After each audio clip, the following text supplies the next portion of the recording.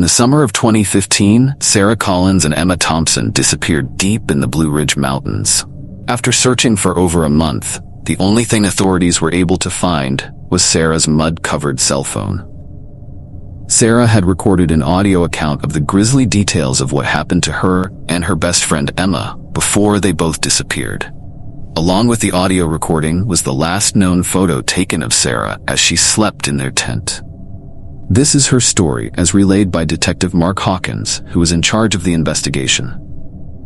The Asheville, North Carolina Police Department has adamantly refused over the years to release the actual audio recording out of respect for the family's wishes. "Run, Sarah, run," was the last thing I heard before blacking out and waking face up, staring into the cold darkness. The only light was the stars shining brightly in the sky. I could see my warm breath above me as I exhaled the cold mountain air. I remember thinking how beautiful the stars looked in the mountains compared to the big polluted city I live in. It didn't take long for reality to hit me, and remember I'd been running for my life before I blacked out. I immediately sat up and began to look around for my friend, who I thought in that moment was supposed to be right behind me, before I tripped, hitting my head on a dead fallen log which knocked me clean out. I put my hand up to my face and could feel the dry crusted blood that had been oozing out of the gash on my forehead. I put my hand on the log next to me and tried quietly standing up, but as I did, I immediately felt nauseous, so I quickly sat back down. As I sat there, trying to decide what my next course of action should be, I began wondering where my friend Emma was and wondering if she was still alive. I decided it would be best if I waited in this spot until morning so I don't get lost, or worse, get found. I thought about calling out to Emma, but quickly decided against that. The last thing I wanted was the man with the skins to find me.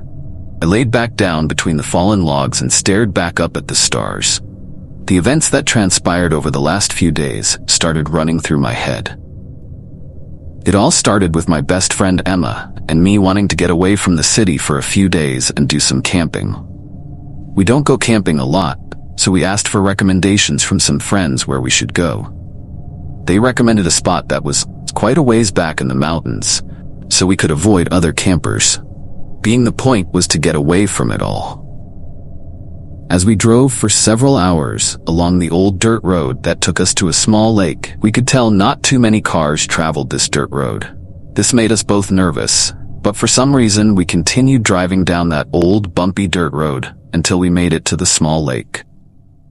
We played it off as we were just being overly nervous. We'd gotten to the lake in the afternoon when it was still light, so that did make us feel a little better. But reality hit us that we were the only ones there.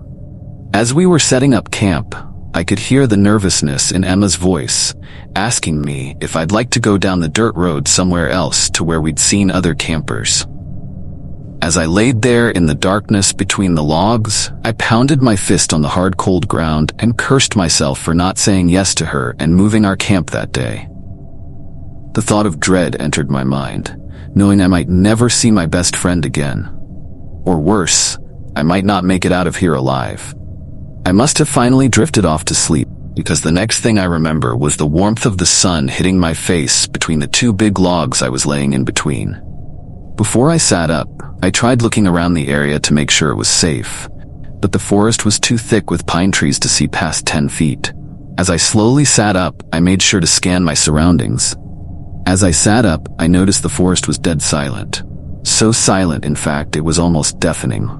I could feel the vibrations of the earth and the beat of my heart. I reached out to the closest log and slowly stood up. Luckily this time I didn't get nauseous. My head was very sore, and I could feel the dry, crusted blood that covered my face. I thought I must look like roadkill. As I stood there, I turned around in a full circle, looking for Emma, but there was nothing but pine trees everywhere and dead fallen logs covering the ground. I stood there for several more minutes trying to decide which way to go, because I had no idea where I even was, or which was the way back to the lake to where our camp was. I certainly didn't want to head in the wrong direction that would take me back to the man with the skins. I finally decided to take the path of least resistance, being I was still in pain from all that had happened to us over the last few days. I slowly stumbled through the forest, trying to be as quiet as I could, for fear that the man with the skins would find me again. As I stumbled along, my mind wandered back to the first encounter we'd had with the man with the skins. The first night at camp, as we were laying down in the tent, talking and laughing about various things, there was a pause in our conversation. Right as we paused, we could hear footsteps outside the tent. At first we thought it might be an animal, but as it got closer and closer, there was no mistaking that whatever it was two-legged and not four. It was most certainly a person walking. We immediately froze with fear and ceased speaking. When the person got within several feet of our tent, they came to a sudden stop. The only thing we could hear was the sound of them breathing. It was a heavy, raspy breathing, like the sound of someone who had been smoking cigarettes for 40 years. Emma and I held each other as we trembled in fear, waiting for what was to come next. Minutes went by as the person stood there, not moving a muscle, only breathing. After what seemed like hours, the person suddenly and without warning turned around and walked off into the woods. We laid there shaking in fear the rest of the night. Neither one of us slept a wink. We whispered to each other about packing up and leaving as soon as it got first light outside. When morning came, what a joyous sight it was to see the sun shining on the outside of our tent. Emma unzipped the tent and was the first one to step outside. Right as her foot hit the ground, a dark, hairy arm grabbed her by the neck and literally threw her the rest of the way out of the tent. It sent her stumbling several feet away, hitting the ground hard enough to almost knock her out. Right then, I met the man with the skins face to face. He stood there looking at me from several feet away with an expressionless look on his face. He reached into the tent and tried grabbing me. I kicked and punched, trying to keep him away, but he was too strong and easily got a hold of my neck and threw me out of the tent. I hit the ground with a hard thud, just like Emma. He then went over and punched Emma in the face so hard it knocked her out cold. I can still hear the thwacking sound in my mind as he struck her face. The man with the skins then came over to me and started tying my feet and hands behind my back. It was so tight it cut off my blood circulation almost immediately. The man with the skins then picked up Emma's lifeless body like a bear would pick up its kill and carried her off into the woods. I tried as best I could to get loose from the ropes, but they were so tight I couldn't budge the knots an inch. The only thing I could do was lay there praying somehow I would get free or that someone would come driving down that bumpy dirt road. No one did. An hour went by before the man with the skins came out of the trees and picked me up just like he'd done with Emma and started carrying me off into the trees. He carried me with my head down and behind him so I couldn't see where we were going or see much at all, only the ground. After a while, we finally came to a clearing, and I could see things on the ground that indicated someone lived there. The man with the skins dropped me to the ground in a heap, which hurt like hell. I dared not sit up or move much, but I could see an old shack in front of me. All of a sudden, I heard Emma behind me whisper my name. I stayed laying in my position, but responded back to her asking if she was okay, to which she responded she was, but she was in pain. I tried looking around as best I could without moving too much. I wanted to see where the man with the skins was, but couldn't see anything from my position. Hours went by before we finally heard something behind us in the woods, getting closer and closer. When it finally got within a few feet, it suddenly stopped, and we could hear the raspy breathing again, and knew it was the man with the skins. He stood there for a few minutes before finally walking into the shack and shutting the door. From behind, I could see his clothes were torn and dirty, and he had scraggly hair that went down past his shoulders. One thing I did really take notice of was that he was barefoot. Even with the amount of pain I was in, I was still able to think it was odd that he could be barefoot in the mountains. I must have been in shock because overwhelming fear hadn't really set in yet. I was thinking of ways to escape as I continually worked to loosen the knots on my hands, but to no avail. They were just too damn tight. My hands were completely numb at this point, which meant I couldn't move them much if at all.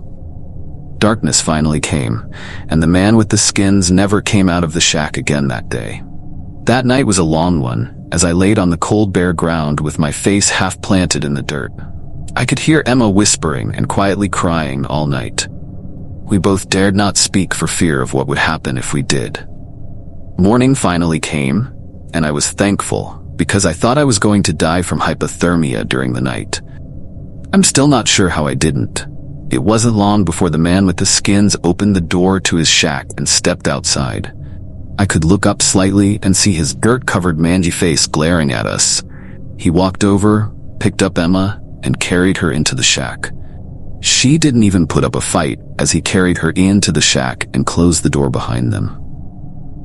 As he was closing the door, he looked back at me and gave me a look of evil like I'd never seen before. All of a sudden, I heard Emma let out a blood-curdling scream. The screaming went on and on, never seeming to stop as the tears rolled down my cheeks. I could only imagine the horror she must be experiencing. Her screams turned into a gurgling sound, and then without warning they suddenly stopped, and then silence. By this time, I couldn't move at all due to being tied up for so long and having lost the feeling in all my extremities long ago. I started telling myself I wasn't going to make it out of this forest alive. I must have passed out from God knows what, the pain, lack of water, or lack of circulation, but I woke up to a bloodied Emma standing over me.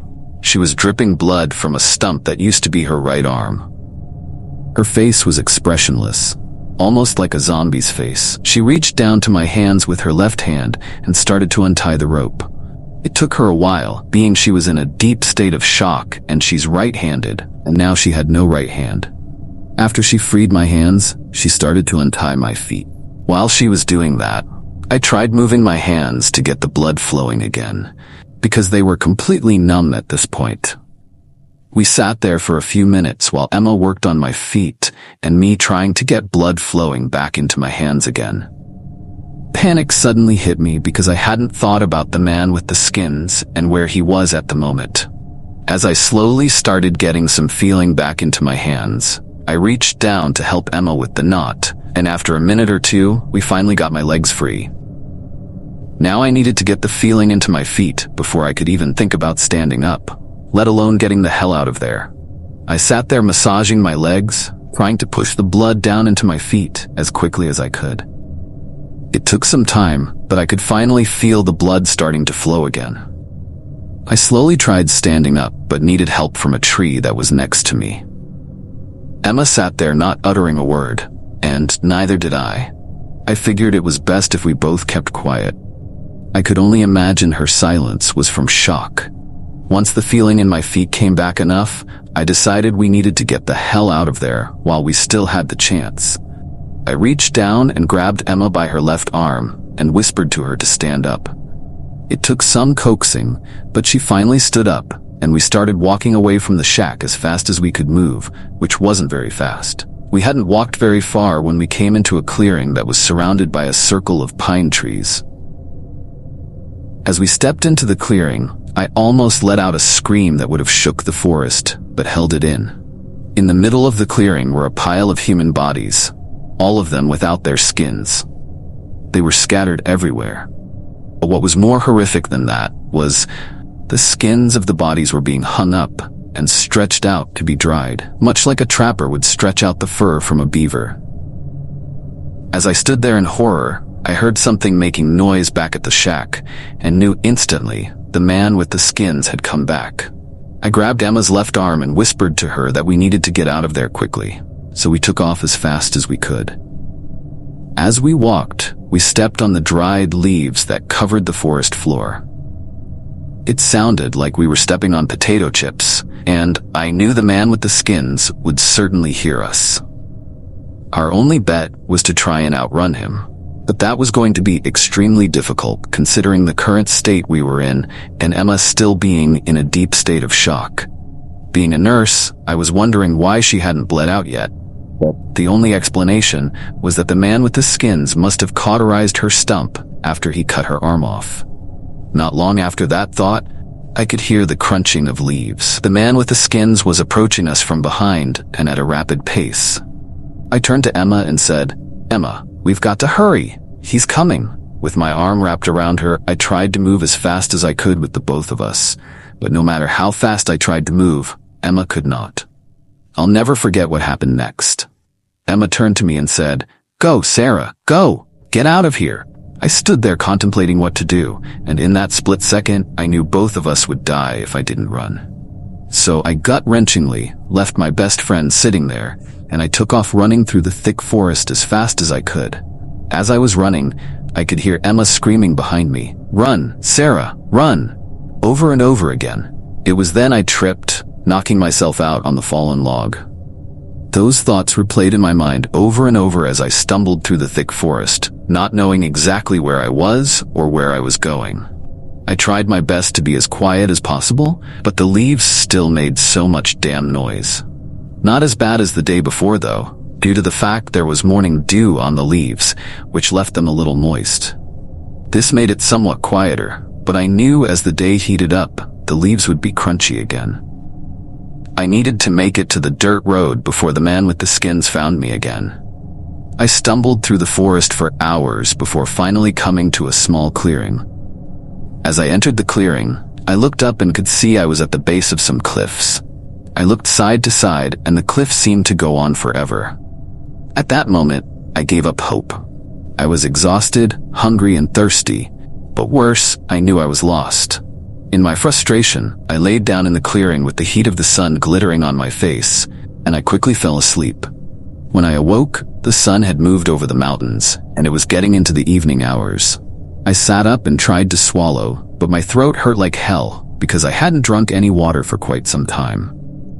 Being a nurse, I knew I needed to find water soon, or I wouldn't last much longer. The best idea I came up with was to walk down the mountain and listen for a stream or river, some type of water flowing.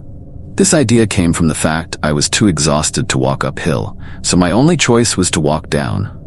I stood up from the log and looked for which direction might be going downhill and set off slowly stumbling along. After a few hundred yards, I could see I'd at least made the right choice in which direction to go because the mountain was sloping down. As I stumbled along, I tried to intently listen for the sound of flowing water, but all I heard was dead silence.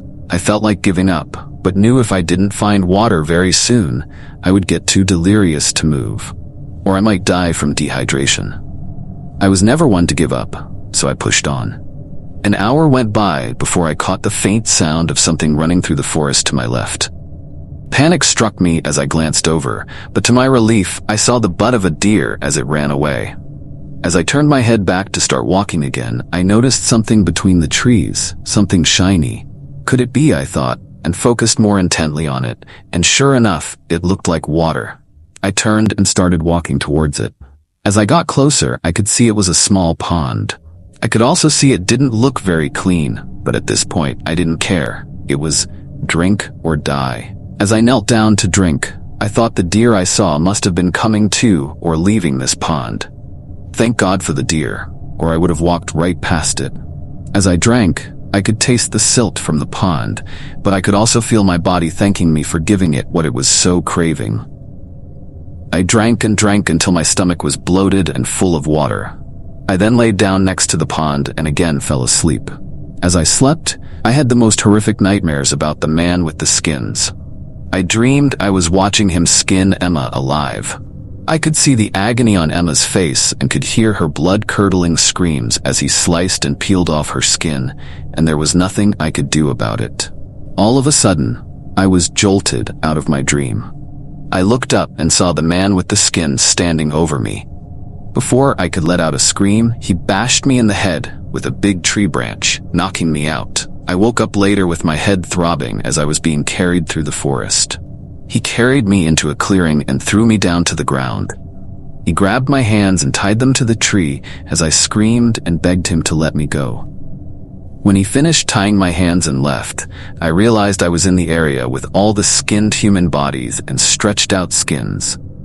I looked up in horror as I recognized a tattoo on one of the stretched out skins. It was Emma's. All I could do was scream, knowing I was next.